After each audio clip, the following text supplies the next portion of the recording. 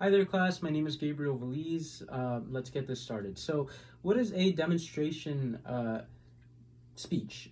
So, a demonstration speech is a speech that demonstrates or teaches an audience how to complete a certain skill, task, or objective. Now, according to How to Master the Demonstration Speech, an article that we read earlier in class, there's a couple of key components and elements that one might want to implement into their speech to really nail it on the head. And that includes beginning your speech with explaining to your audience why said task is important to them, how it's relevant to them, and how it's going to help them in their job, their school, whatever it is that said task pertains to. And then you'd want to give a brief overview of the process of doing said task, and then going into the meatier stuff and describing in detail the specific procedures to completing that task. Then you'd want to provide any extra information that the audience is going to need to complete that task before you take a break to ask for questions, answer the questions, and then lastly you'd want to provide a brief summary of the task, its processes, and everything that you said in your speech.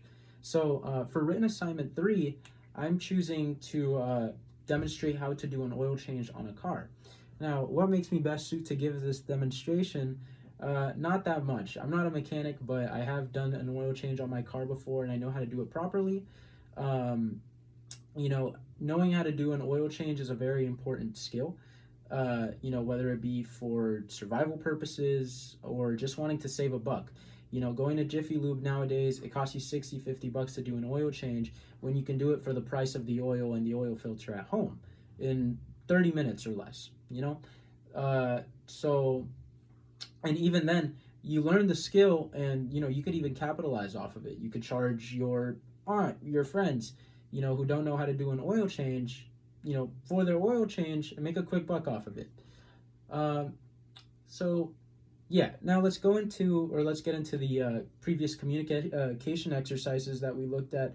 I have 3 steps that really stuck with me and have helped me become a better communicator and better presenter, better essay writer.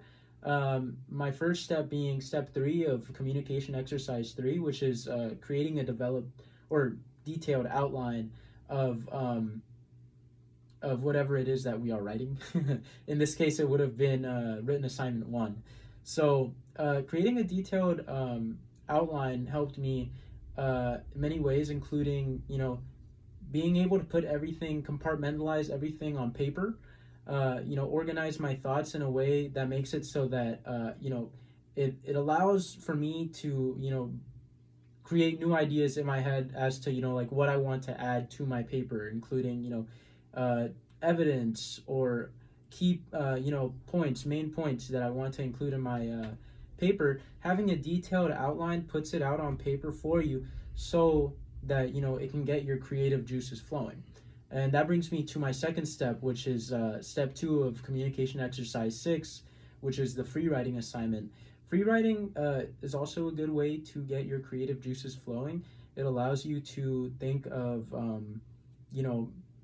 how to make connections between many points whilst not having to care about vocabulary or even making sense for that matter. It's just a good way of putting whatever you have in your head on your paper.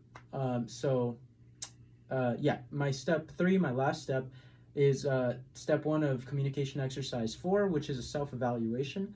I think self-evaluations are very important, especially at the end of having written a paper, to really make sure that you did good on that paper, if that makes sense. Like, you want to ensure that it passes your